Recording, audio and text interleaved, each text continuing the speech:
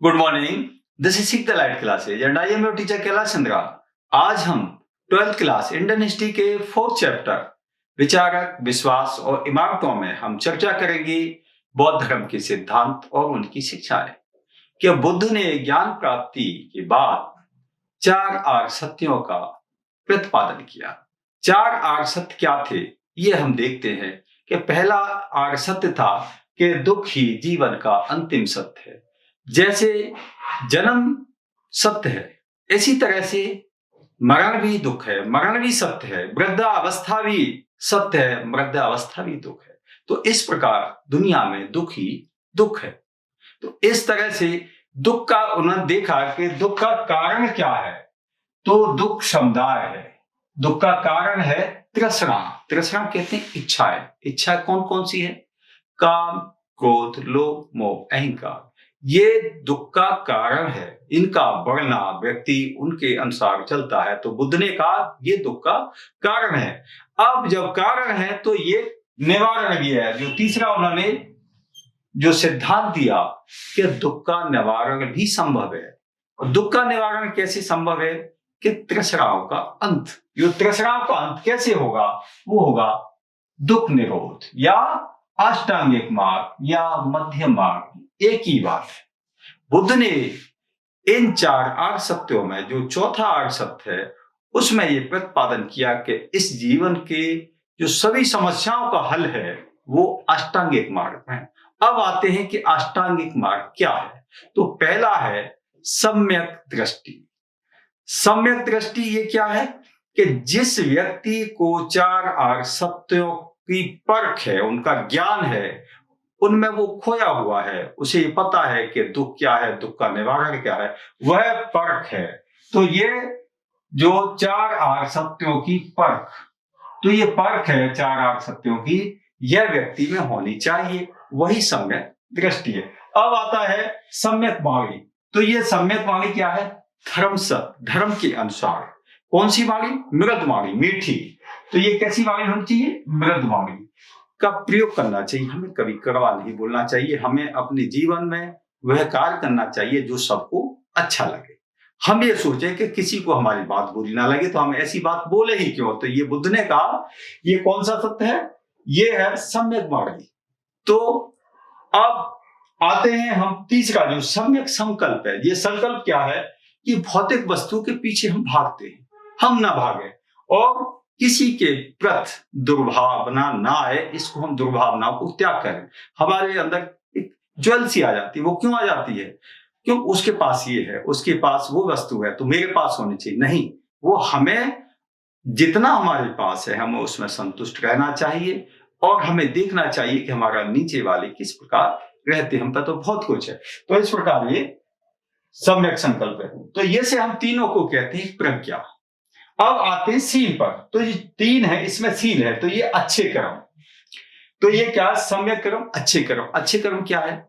कि हमें वह कार्य करना चाहिए जो सबको अच्छा लगे, जो जीवन में ऐसा हो कि जो हमें खुद ही अच्छा ना लगे, हम दूसरों को कैसे अच्छा लगेगा। तो हम वो कार्य करेंगे जो सबको अच्छा लगे और जिससे सब संतुष्ट हो। तो हमें जीवन भर अच्छा काम करना चाहिए। तो ये अच्छा कार्य जीवन में करना चाहिए। अब आती है सम्यक आजीविका, सदाचारी जीवन, सादा जीवन, उच्च विचार। हमें अपनी मेहनत से, ईमानदारी से, तो जो भी आजीविका है वो कैसी है? ईमानदारी से। ईमानदारी से हमें कार्य करना चाहिए। जो भी हम कार्य करें मन लगा के करें, जो भी मेहनत करें, यहाँ भी जिस विभाग में भी है, जिस क्षेत्र में भी हम वो काम ईमानदारी से करेंगे तो उस कार्य को सभी पसंद करेंगे और उस कार्य से आपके से सभी संतुष्ट होंगे। तो अब छठा आता है सम्यक व्यायाम। तो ये क्या? विवेकपूर्ण प्रयत्न। तो विवेकपूर्ण क्या? शुद्ध विचार। हमें विचारों की शुद्धता पर अवश्य ध्यान देना चाहिए कि हमारे विचार दूषित ना हो। शुद्ध विचार होंगे तो हम शुद्ध कर्म करेंगे, तो हमारे विचार शुद्ध होने चाहिए। अब आता है सम्यक स्मृति। तो ये क्या है? ये समाधि में आते हैं। तो सम्यक, अब इसमें जो 3 चीज आती है, मन, वचन, कर्म, कि हमें इनके लिए हमेशा सचेत रहना है। हमें इनके लिए हमेशा सचेत रहना। हमें ये नहीं भूल जाना, हमें मन के अनुसार नहीं चलना। हमें वचन, हम वही वचन दें जिसको हम पूरा कर सकते हैं और जो अच्छे कार्य की ओर हमें ले जा सकता है। तो मन वचन कर्म ये स्मृति है। अब आता है लास्ट में समाधि। समाधि क्या है? चित्त की एकाग्रता, समुचित एकाग्रता। ये क्या? मेडिटेशन। हम जो आपको जब देखते हैं कि बहुत आदमी टेंशन में है तो क्या करते हैं कि सर मेडिटेशन में जाइए। मेडिटेशन क्या है?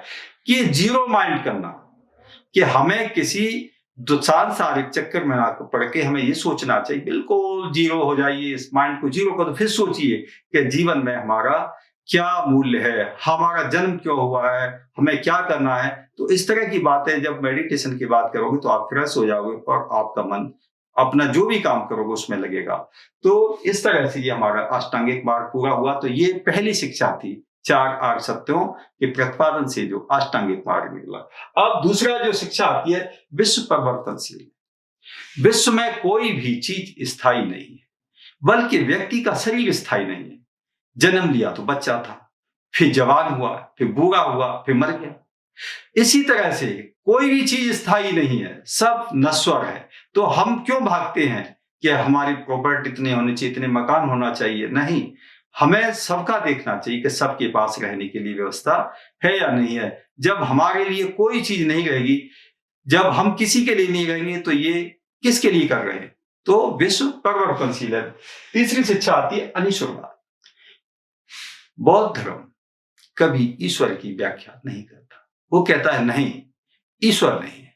ईश्वर का, मैं, बुद्ध ने खुद कहा, मैं ईश्वर का अवतार नहीं, मैं केवल एक मार्गदर्शक हूं, इसलिए मेरे बाद भी मुझे ईश्वर न माना जाए। अब फोर्थ पॉइंट आता है कि समाज का निर्माण मनुष्य ने किया। समाज का निर्माण मनुष्य ने किया। कैसे? व्यक्ति से परिवार और परिवार के विभिन्न समूहों से समाज बना है। तो क्या हुआ? समाज का निर्माण किसने किया है? मनुष्य ने किया है, किसी ईश्वर ने या किसी और शक्ति ने नहीं किया, ऐसा बुद्ध ने बतलाया है। अब आता है पांचवा कि संसार क्या है। कि संसार एक अनवरत चलने वाली प्रक्रिया है, कंटिन्यू प्रोसेस।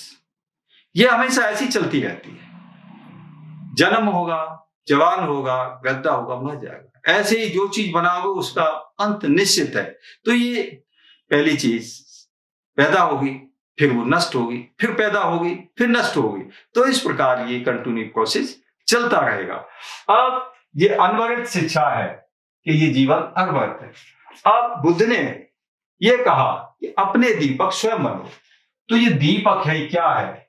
कि कोई आपको रास्ता दिखाने वाला नहीं आएगा, आपको अपना रास्ता स्वयं चुनना है, आपको अपने रास्ते पर स्वयं चलना है। मैं कोई मुक्तिदाता नहीं, मैं मार्गदाता हूं, मैं मार्ग बताने वाला हूं। मार्ग बता दिया है, आप उस पर चलिए। इसलिए अपने दीपक स्वयं बनो, किसी पर निर्भर मत रहो। तो ये बुद्ध ने कहा। अब आता है पुनर्जन्म। तो ये सातवीं शिक्षा है इनकी कि पुनर्जन्म। बुद्ध का विश्वास पुनर्जन्म का पुनर्जन्म होता है। जैसे जातक कथाओं में बुद्ध के पुनर्जन्म की कथाएं हैं कि किसी जन्म में वो हाथी हुए, किसी में कबूतर हुए, इस तरह की उन्होंने कल। लेकिन वो बौद्ध सत्व हुए, लेकिन बुद्ध इसी जन्म में पूर्ण हुए। बैसाख की पूर्णिमा को वो पूर्ण हुए, क्योंकि बैसाख की पूर्णिमा ऐसी है कि उसमें बुद्ध की, उसी दिन बुद्ध का जन्म हुआ, उसी दिन बुद्ध का विवाह हुआ, उसी दिन बैसाखी पूर्णिमा को उन्हें ज्ञान प्राप्त हुआ, और बैसाखी पूर्णिमा के दिन ही उनको निर्माण प्राप्त हुआ, उनकी मृत्यु हुई। तो इस तरह से बुद्ध पूर्ण हुए। उनका क्या कि पुनर्जन्म में विश्वास था। अब जो आठवां उन्होंने कि राजाओं को क्या सलाह दी? दयावान और आचारवान। कि राजा वही है जो प्रजा पर दया करे, प्रजा की बात को सुने, समझे प्रजा को किस बात की आवश्यकता है, और आचारवान कि जो कुछ भी कर रहा है वो सही है, प्रजा उसके पुत्र और पुत्री के समान है। तो इस प्रकार बुद्ध ने राजाओं को आचारवान और दयावान होने की सलाह दी। तो इस प्रकार हम देखते हैं कि इस वीडियो में कई क्वेश्चन बनते हैं। एक क्वेश्चन बनता है कि जो 4 नंबर का आता है, जैसे अष्टांगिक मार्ग किसे कहते हैं? तो ये प्रज्ञाशील समाधि, इसके बारे में आप लिख सकते हैं। अब कभी ये क्वेश्चन आ जाता है एक बार के 8 नंबर का आता है कि बुद्ध की समस्या विस्तार से बताइए। तो बुद्ध की जो शिक्षाएं हैं वो 4 आर्य सत्यों से लेके ये 8 नंबर का क्वेश्चन आता है, तो आप ये एक पॉइंट लिख सकते हो कि अनवरत चलने वाली प्रक्रिया है, अपने दीपक स्वयं बनो, पुनर्जन्म में विश्वास, गृहपतियों को जो सलाह दी आचारवान दयावान होने की, तो ये 8 नंबर का क्वेश्चन बनता है। तो इस प्रकार ये वीडियो समाप्त हुआ। नेक्स्ट वीडियो में हम फिर मिलेंगे। Thank you.